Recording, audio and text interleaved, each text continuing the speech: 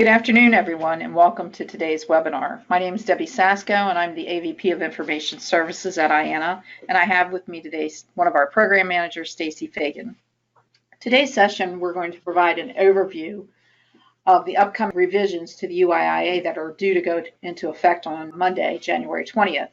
That involve a new process for motor carrier suspension of interchange privileges and also a few changes to the way EP requests for revisions to addenda are handled. Please feel free to submit questions during the webinar by using the questions section of the GoToWebinar control panel on the lower right of your screen. We're going to reserve a few minutes at the end of the session to take any questions that are submitted. If for some reason we're not able to get to your question during the webinar, we'll certainly respond to you immediately after the session. There will also be a recorded version of this webinar available on UIIA's intermodal.org website under the Events and Education tab, Past Webinars. It should be posted probably within a week after the webinar. So with that, let's go ahead and get started. Everyone should have received notification. Those that received the UIIA notifications regarding revisions would have gotten the notice that states that there will be changes that will go into effect in the UIIA on January 20th. One of those changes is relating to Section C2, Premise Access, and Section G14, the Notices section of the UIIA. What the committee approved was a new process for handling EP suspensions of a motor carrier's interchange privileges so that all of the notifications related to a suspension flow through the UIIA. This screen here just shows you what the revisions are. If you didn't happen to get the notification, if you're not one of the parties that get that type of notice from your organization, but basically what it's doing is it's adding a language to Section C2 that states that the notification will flow through UIIA and it'll give the no less than 3 business days notice to the motor carrier of the upcoming suspension, and the only exception to that is if the motor carrier violates Section G11 of the agreement, which is the compliance with law section, and we'll talk about that a little bit in one of the later slides. It also establishes new language under a new Section C3 that states any notifications for reinstatement if you've suspended a motor carrier's interchange privileges and say it was for an outstanding monetary matter and they've resolved that issue and you want to reinstate them, that email notification will flow through UIIA as well. G14C in the agreement is the notices section of the UIIA, and this particular provision relates to if a motor carrier is being suspended for an outstanding monetary issue. And basically it's just reiterating the same thing that's under C2. It's stating that all email notification of the suspension will go through UIIA, through the UIIA database, and then again, once that motor carrier is being reinstated, reinstatement email confirmation will come through UIIA as well. And we'll actually go into the application and show you where that's being done, and I've got some screenshots as well that will show you the process. So the new process, basically some of motor carriers right now currently handle their suspensions through the UIIA database where you will either log in with your account information and you'll suspend a motor carrier's interchange for a monetary issue or some other matter and enter that information into the UIIA, and then the motor carrier gets a courtesy notice from our office right now. Basically, you're responsible for right now to send them that official no less than 3 business days notice advising them that their interchange contract will be suspended. The new process will be that you will come into UIIA's system or request UIIA staff to enter a suspension in the record, and then UIIA will send that official notification of the suspension, giving the motor carrier the 3 full business days notice of the upcoming suspension of their interchange privileges. Basically, if you're going to go in and do the actual suspension, you'll log into your UIIA account, you'll bring up the motor carrier, there'll be a box for you to check cancel motor carrier. Once you check that box, the system will automatically calculate 3 business days, 3 full business days from the date you are submitting the request. It'll enter that or populate that date into the record showing you what date the motor carrier will be suspended. You'll have to enter a remark in the record stating simply that you're suspending the motor carrier's interchange. We usually suggest that you put why because whatever you put in the remark field is going to be included in the notification to the motor carrier.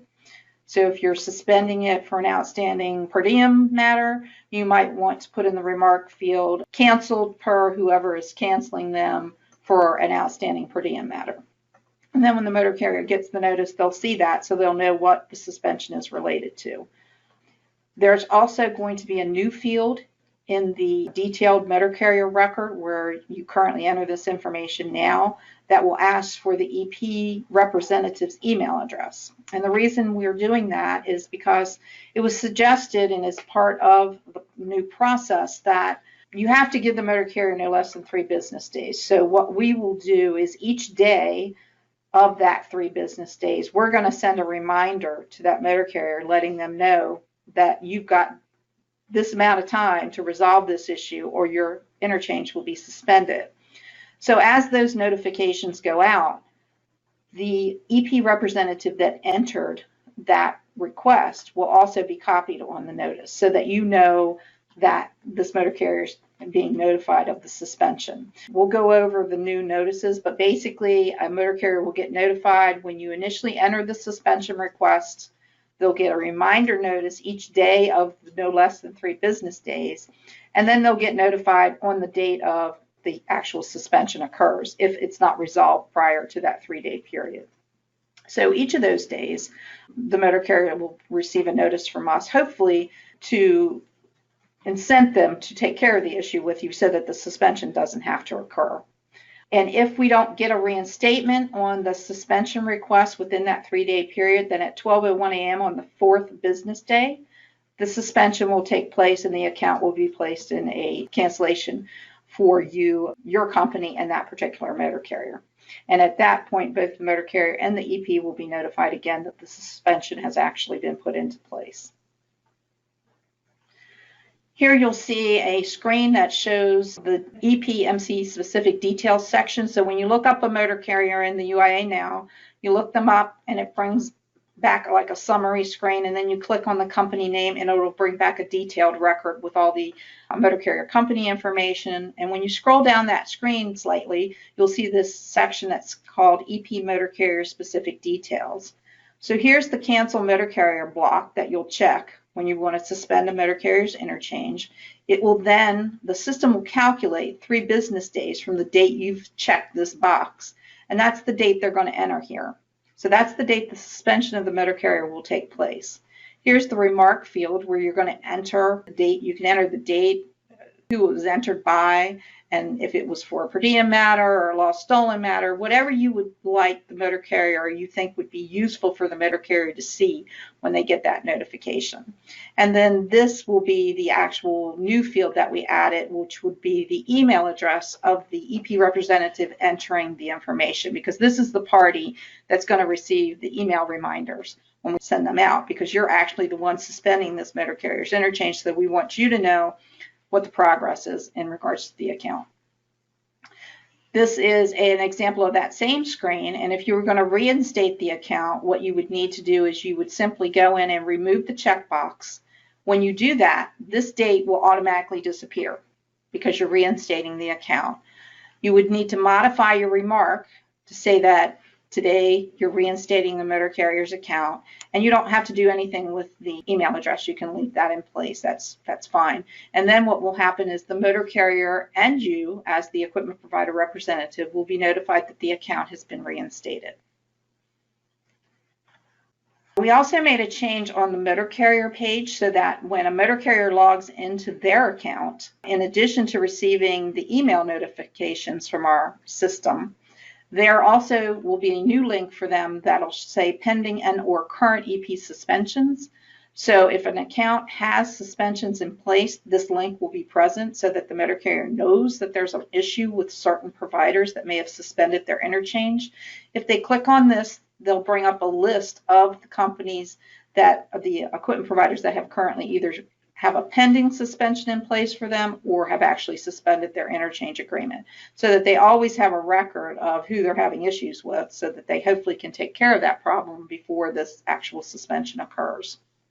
So that's the actual new process for the suspension. What I'd like to do is kind of go into the UIIA application. One more item before we do that, though, is I mentioned earlier there's one exception for when an account could be immediately suspended, and that's if the motor carrier violates Section G11 of the agreement, which is the compliance with law provision of the UIIA. What we would need in that case is, instead of you going in and actually entering the suspension, you would need to send an email to our office and then indicate that you're requesting an immediate suspension of this motor carrier's interchange privileges because they have not complied with Section G11.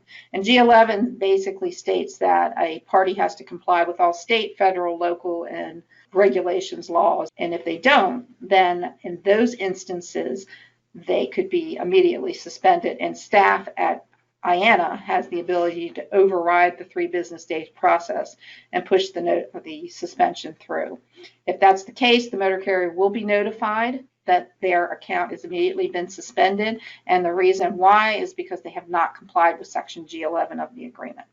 So that's the only exception to the 3 business days notice.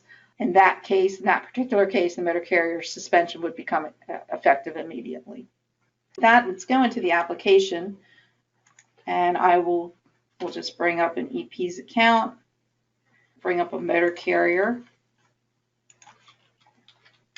If you bring up the motor carrier, you're going to click on the detailed record. And then when you scroll down, you'll see this EPMC specific detailed section. If you're going to cancel or suspend the motor carrier's interchange privileges, you're going to click on the canceled box. You'll see that it automatically calculated 3 full business days from the date that I clicked this box. So you got to remember that it's not going to be 3 business days from the date and time you submitted that check mark. It's 3 full business days from the date you submitted this check mark. In this case, this motor carrier is going to be suspended if their account's not reinstated before. They'll be suspended at 12:01 a.m. on Friday, January 17th.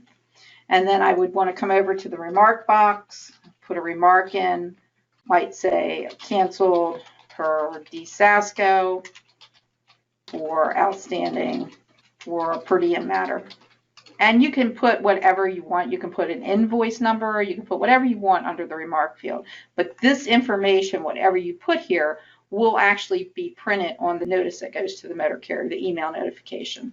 And then you'll enter your email address of the party who's entering this information. This will be the party, the individual that receives the copy of the emails that go to the motor carrier. And then you would save it.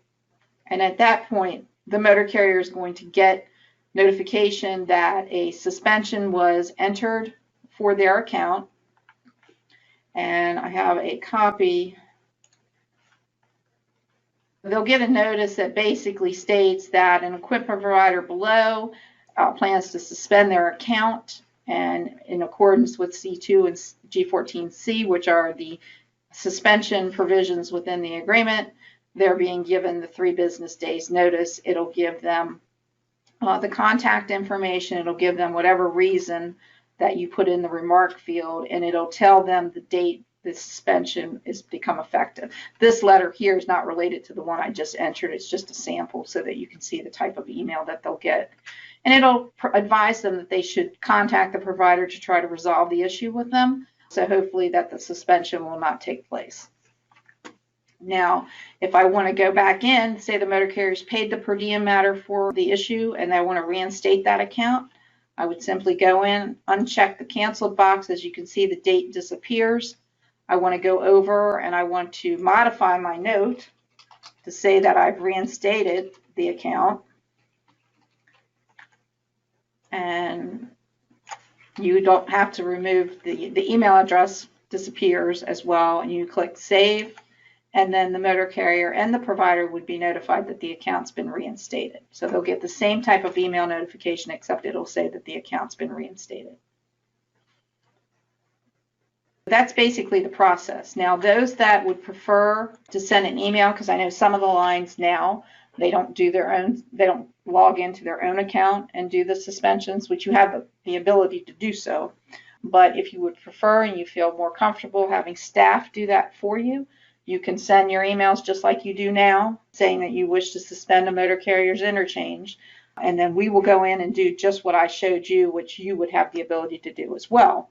But the notice is still going to be sent to the motor carrier, and then the name of the person, whoever sent us the email, that's whose name we would put in the records. When you would send the notification to have UIIA staff do it for you, if that's what you plan to do, you would need to give us the reason for the cancellation, what you would want to put in the remark field, and you'd also need to give us the email address if it's a certain person you want the copies of the notifications to go to that are sent to the motor carrier, because otherwise we're going to put whoever sent the email to us.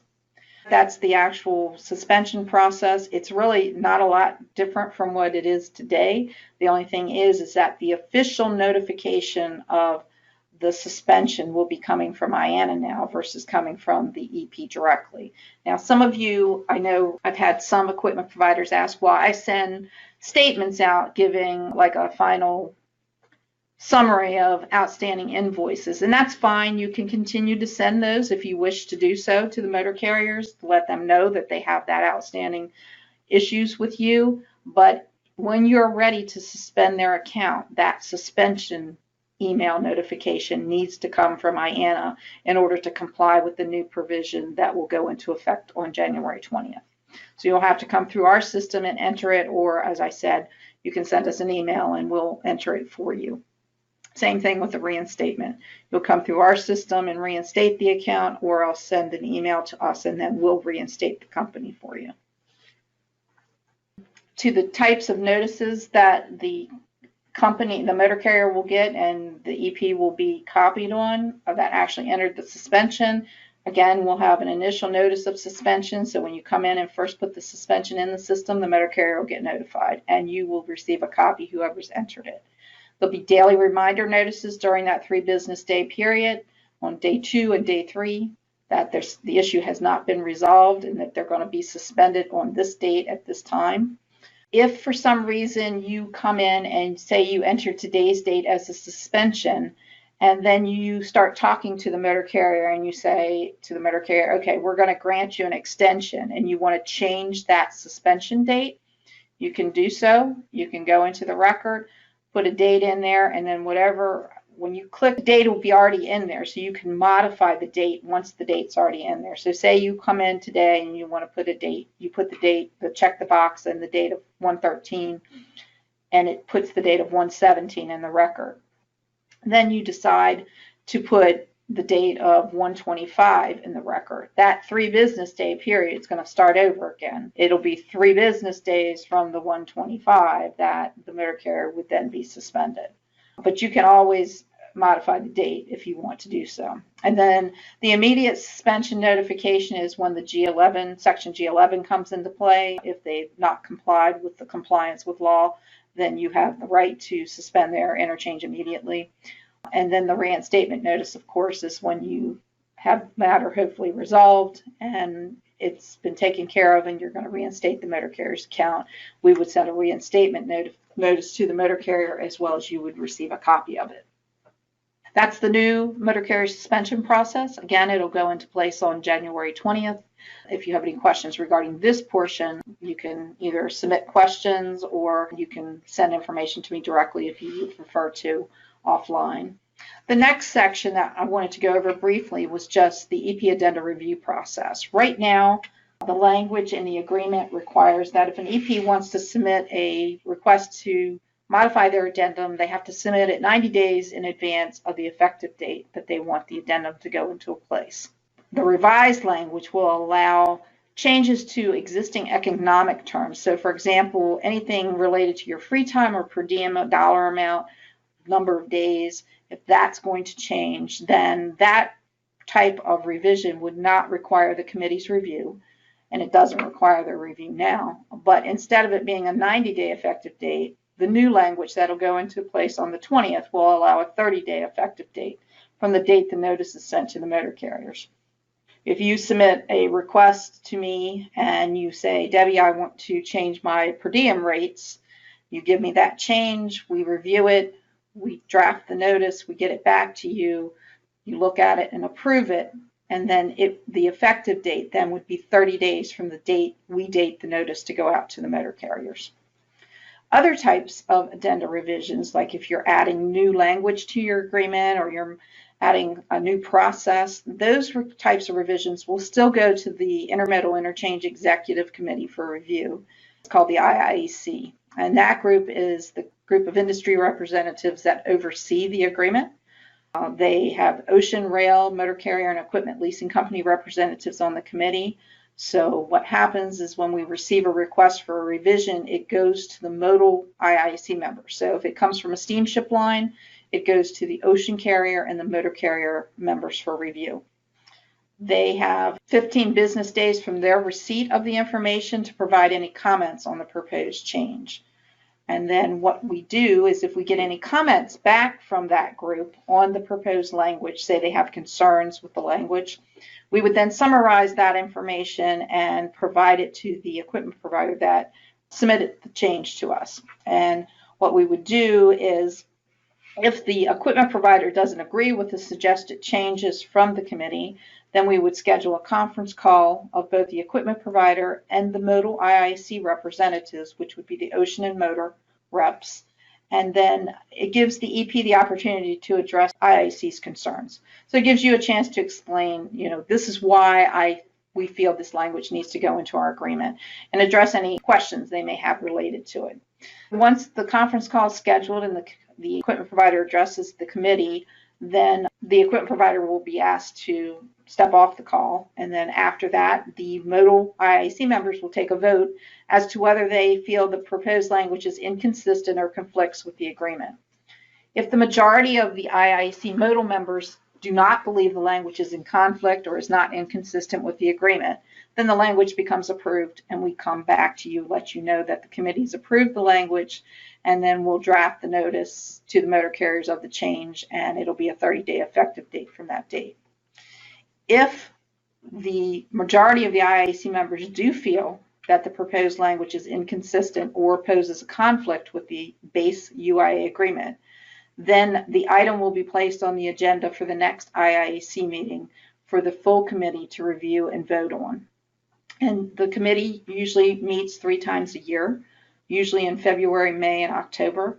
That agenda item would be placed on the agenda, and then they would review it and vote. And during that time, the EP would also be advised of the decision that it had to go on to the full committee for review and determination.